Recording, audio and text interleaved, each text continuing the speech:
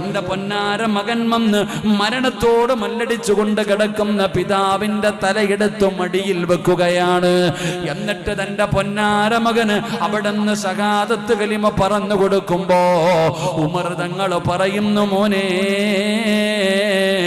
നിന്റെ വാപ്പയുടെ തല നിന്റെ മടിയിൽ നിന്ന് എടുത്ത് താഴേക്ക് വെക്കുമോനെ. ആ മണ്ണിലേക്ക് ഉമറിന്റെ തല വെക്കുമോനെ.